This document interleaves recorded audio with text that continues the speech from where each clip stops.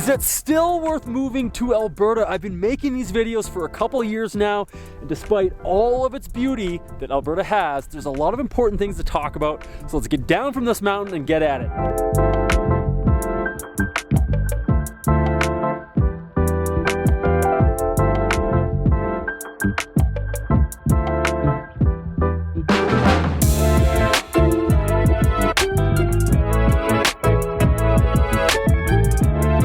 I would have loved to film this entire video up on that mountaintop, but it was cold, it was windy, and there's some very important things to discuss. So I think this video is best done sitting down here at my desk, especially because I want to bring some things up on my computer and show you to kind of back up what I'm talking about and hopefully help you in your decision. But let's get right into it. But let me start by saying that, this decision to move here, Alberta's not perfect, and this is a big decision. You're doing the right thing by doing your research, watching videos like this on YouTube, but nobody on YouTube, me included, can make this decision for you. This is a massive decision for yourself, for your family, if you're bringing a family. So you really need to do your research and you really need to think it through, and don't be persuaded by, the people on YouTube, because, full disclosure, I am a realtor licensed with RE/MAX Excellence here in Edmonton. So if you move to Edmonton and buy a house with me, there is a financial interest there. But I'll be the first to tell you that Alberta, Edmonton, Calgary, wherever you are in Alberta is not perfect by any means. There's nowhere perfect. There's a lot of cons to living here, things that I personally hate. But there's a lot of pros as well, right? So for me, that kind of balances out. So let's get right into it and start with, there has been so much happening in the world, in Canada, in Alberta, everywhere, in cities, in the last couple of years, and it is happening going forward, right? There's just so many things happening, and what's largely dominated the market and the news is inflation, right? A lot of Canadians are feeling the pinch, have felt the pinch with how much inflation we have seen. So, we'll get into it, but I think that alone, the housing cost, the living cost, everything that has risen so dramatically. It is declining though, the data is showing, which we'll get into. That thing alone, that reason alone, I think makes Alberta a very attractive option. And for that reason alone is why we are seeing the population growth that we are seeing in this province. It is on fire right now. The amount of people moving into this province is, it's something I haven't seen in a long time.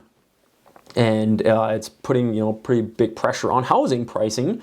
However, housing pricing is still very, very affordable compared to other parts of the market. So let me back all this up. Let's pull up my screen, your screen now as well, because you're watching, and let's get into some of these things. By the way, all of these links that I have here and everything I'm talking about here, these articles, I will link down in the description below. So make sure you take a look. So like I said, for the reason of housing affordability alone, Alberta is a very attractive option. If we look at these major markets, Canada as a whole, basically what they're saying is 59.5% of your household income is what is going to go towards housing. This is buying a house, by the way. Affording a mortgage, utilities, property taxes, all those things. That's what's factored into this pricing.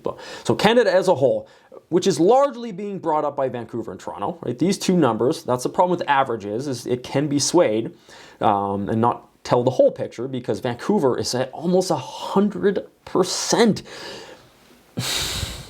Let that sink in.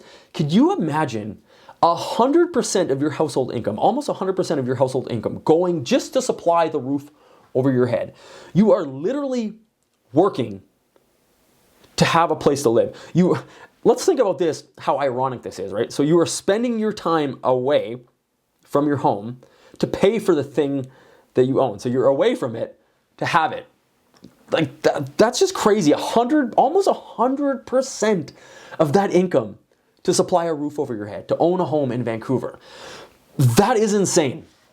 Absolutely insane. So a little bit of a tangent there, a little bit of a rant, but that number, the Canada as a whole, is largely being brought up by these two markets. We look at this across the board. Vancouver, almost 100% of your household income to afford a home. Calgary, 42.5%. Now, Calgary is interesting because if you are considering moving to Alberta, generally most people are looking at the Calgary region and the Edmonton region. Calgary being southern Alberta, Edmonton being northern Alberta. Some people looking, central Alberta, Red Deer area, but most people are looking Calgary or Edmonton. Calgary has kind of, even though the numbers don't really show it, Calgary has kind of become the Toronto or the Vancouver of Alberta. We've been seeing massive price growth in that market, a lot of demand, because as we get into population growth and all that, a lot of people are landing in the Calgary area. The pricing has risen significantly in Calgary. For the first time in my career as a realtor, I'm starting to get phone calls from people in Calgary saying they want to move to Edmonton, where I'm located, the market that I serve. They want to move to Edmonton, because Calgary they are being priced out of. Typically, I only get those phone calls from Toronto and Vancouver, and I get a lot of them. People wanting to come to Edmonton or Alberta or Calgary because of how unaffordable those markets are. But I'm now getting phone calls from Calgary saying, Mike, I can't afford Calgary. I need to come to Edmonton. It's crazy, especially if you're a Calgary Flames fan or a Stampeders fan. That would kill you to say that you want to or need to move to Edmonton, even though we have the way better hockey team. Football, I don't watch football, so I don't really care about that.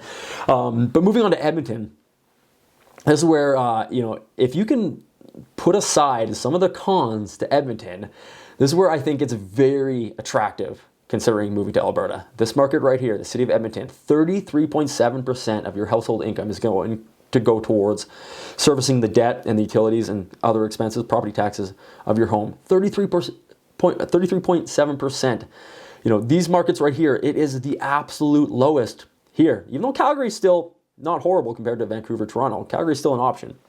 Edmonton is a very affordable housing option. Now, on that basis alone, if we were just to factor in housing affordability, I think moving to Alberta absolutely makes sense. We all know, though, that life isn't just about owning a home. So there are, again, like I said at the beginning of this video, right? I can't make the decision for you. There are a lot of factors at play here, but if home ownership is something that is very important to you, your long-term goals and plans, wealth creation strategy, whatever you may be doing with home ownership, that reason alone, Alberta makes a ton of sense to move to, especially the Edmonton market. I've had this conversation a lot. I consider Edmonton kind of the last great stand in Canada, where you have this major international city. We have an international airport. We have the University of Alberta, which is an internationally acclaimed and recognized school for engineering, law, like such a great university, plus other great schooling and education.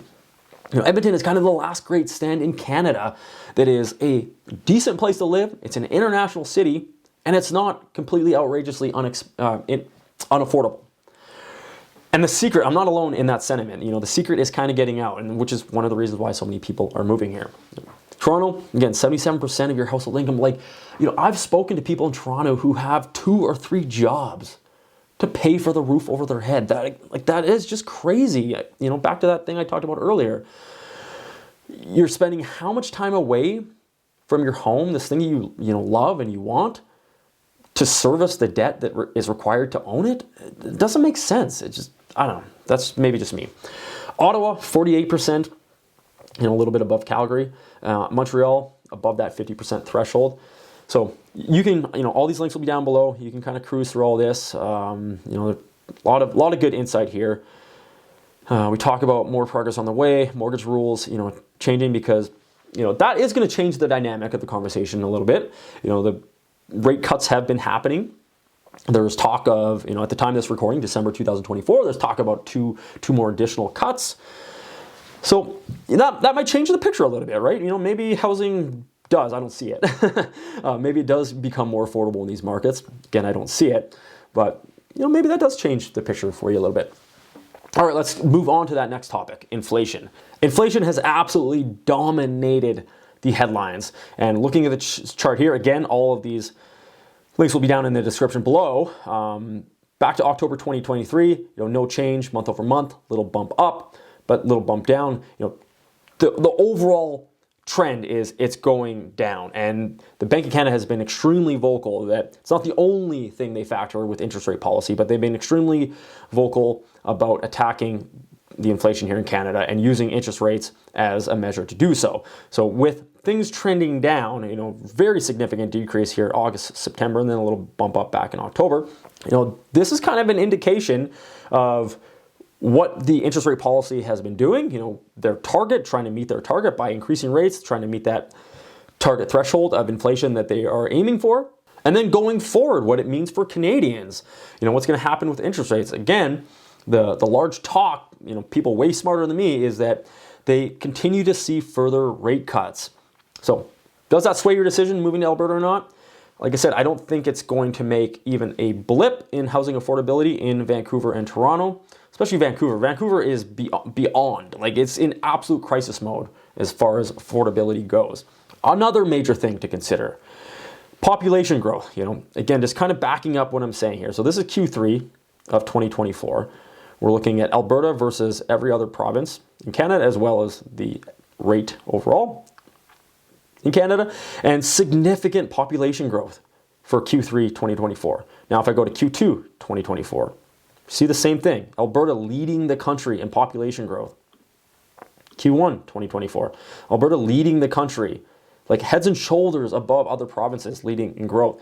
So, not to say that because other people are doing it, you should as well, right? Thing my mom, and I think every mother out there loves to say to their children, is because everybody else is jumping off a cliff, does that mean you do it too? No. But, this does kind of support the concept that people are seeing the value in moving to Alberta because of these the Alberta advantages that we have.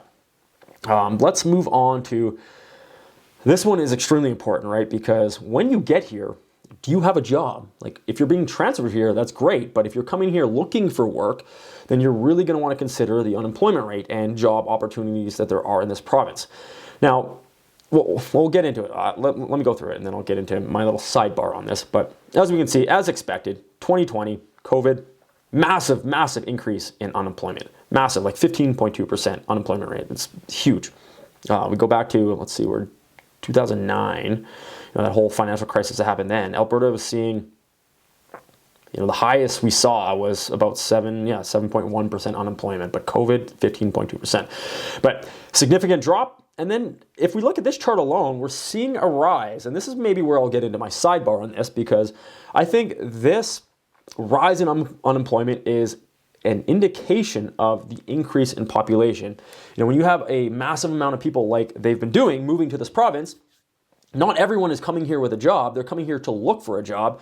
That could temporarily skew the unemployment rate a little bit. And I think that's absolutely what's happening, is tons of people are moving here, looking for a job. They haven't found one yet. So when they sample these statistics, these people are reporting themselves as unemployed, which then makes the unemployment rate seem higher than it is. Word on the street is, employment options are plentiful here, especially if you're in the public sector. Lots and lots of job opportunities in this province. Again, do your own research.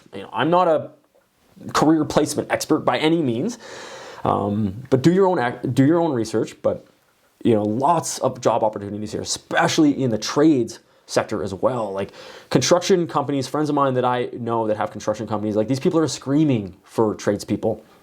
Alberta is, the trades population is aging, and no newcomers are coming into it. All the young kids want to be a YouTuber now. I'll tell you right now, I don't consider myself a YouTuber, but there's not much money in YouTube, at least the, category I'm in. Anyways, construction jobs, so plentiful. A past client of mine that moved here from Ontario, I was just talking to him the other day. He came here as a carpenter, found work immediately. He's now, hiring people. He has too much work. He's subcontracting. He has too much work. He's going to be hiring, getting people to help, because lots of work in that regard, especially with the housing market, the shortage that we have, and the amount of people that are moving here. Tons of construction work, homes being built, neighborhoods being built, schools being built, all the infrastructure, roads, lots of work to be had here. If we look at the unemployment rate as a whole compared to Alberta, it doesn't look as bad compared to Newfoundland and Labrador, Prince Edward Island. Those provinces are outliers anyways, but not much higher than Ontario. 7.6% in Ontario, 7.5%. It's actually better in Alberta, better. Higher than the national rate, but better than Ontario. So if you're in Ontario, come on out to Alberta. Where is BC? BC has a really low unemployment rate, though, 5.7%. So maybe coming to Alberta, the job scene isn't exactly why you're leaving British Columbia, but housing affordability, definitely a strong reason to move to Alberta. We look at the Edmonton housing market outlook that was just put out by RE/MAX back in, last week actually. They're talking very much what I'm kind of supporting here in this video is sales outlook looking strong. Seller market conditions here. This is for Edmonton, by the way. Seller market conditions in Edmonton. Very much can agree to that statement. First-time buyers driving the market. We're seeing that a lot with interest rates coming down now. A lot of these buyers are coming off the sidelines and saying, hey, you know what? Now is the time to buy, and they're coming in, entering the market. Buyer confidence, 10 out of 10. I don't know the sampling statistics of this, but that's what they're reporting. So you can go through all of this right here.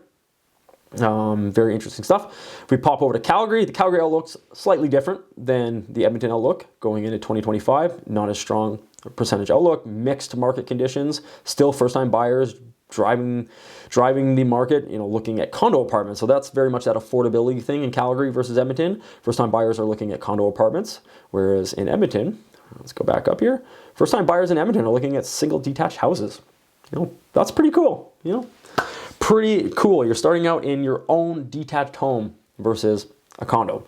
We'll say this though, Calgary's a pretty nice city. Even though I live in Edmonton, if I was brand new, I'm gonna make a video on this, by the way, so make sure you subscribe to the channel so when that video comes out. If I was brand new to Alberta, I had no friends or family here, no ties whatsoever, I would probably land in Calgary purely on the basis of the mountains and the proximity of the mountains. So that's just my lifestyle, right? I would love to be 45 minutes, an hour from Banff, or half an hour from Kananaskis to go running in those trails, biking, all that kind of stuff. It would be awesome.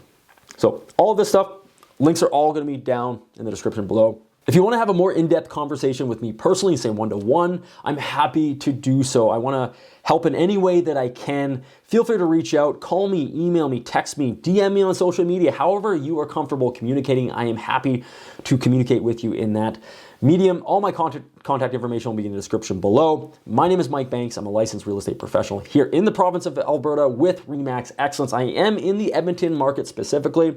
So if you're moving here to buy a home, I would be more than happy to help you with that. I've helped so many people come from out of province and move into Edmonton. It would be an absolute pleasure and honor to help you. Again, all that contact information in the description below. I'll see you in the next video.